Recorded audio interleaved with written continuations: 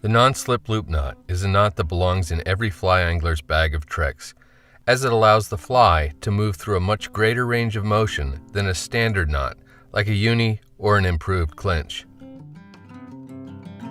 For most knots, I start with the hook in my left hand and the line in my right, but for the non-slip loop, I'm more comfortable with just the opposite, line in the left and hook or fly in the right. Start by going 6 or 7 inches up your tippet and making a simple overhand knot. Tighten it down a bit, but not all the way. Thread the bitter end of the tippet through the hook eye and then pass it through the opening in the overhand knot. Notice how the line goes back through the hole in the exact opposite way it came out. This is important. You don't want it to come from underneath the hole and out the top. Pull on the tag end to close down the loop that goes through the hook eye. Don't fully tighten the overhand knot, but make it smaller and bring it down reasonably close to the hook.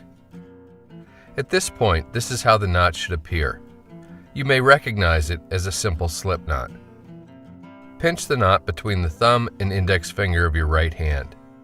Then hold the tag end with your left and begin making wraps around the running line. I don't think it matters in which direction you make these wraps, clockwise or counterclockwise, but it does matter how many you make. I'm only going to do 2 wraps here because of the thick fly line. I usually do 4 or 5 turns with heavier mono or fluorocarbon and 6 or 7 turns with the lighter stuff. When you've completed the wraps, once again pass the end of the tippet back through the hole in the overhand knot. Notice how all 3 passes enter and exit through the same side of the hole. To tighten and seat the knot, pull in opposite directions on both the running line and the tag. This will compress the knot, but still leave an ample loop to the hook eye. You can then cut the tag end off, leaving a short nubbin for insurance. This is what the knot looks like with more reasonable materials. Make an overhand knot 6 to 7 inches up the tippet.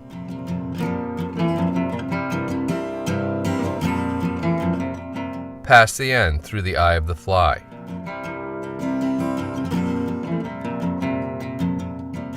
Then, pass the end down through the hole in the overhand knot in the opposite direction from which it came.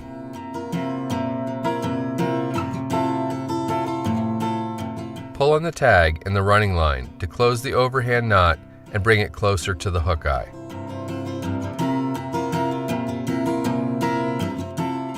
When you're satisfied with its size and position, pinch the knot between the thumb and index finger of your right hand, and with your left, begin wrapping the tag end around the running line.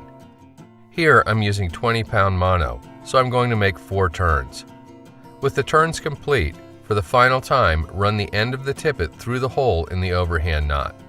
Notice, once again, how all 3 passes enter and exit through the same side of the hole. Pull in opposite directions on the tag and the running line to seat the knot and create a loop that won't slip. This can take some doing, especially with heavier line. Finally, reach in and snip the excess tippet off close.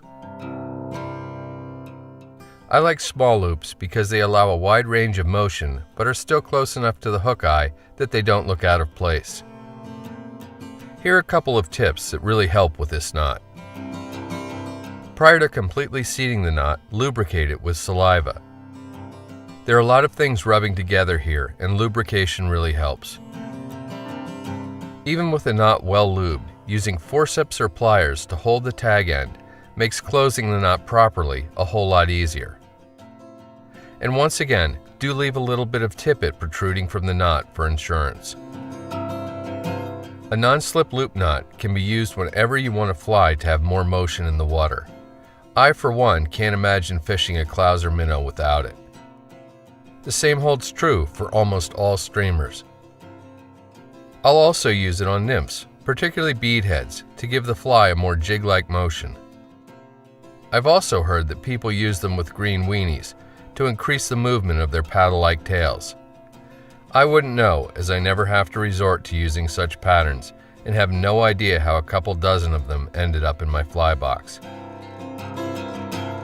The non-slip loop knot isn't especially easy to tie or get seated correctly. Even with a good bit of practice, it's a little time-consuming, but it's absolutely worth the extra effort.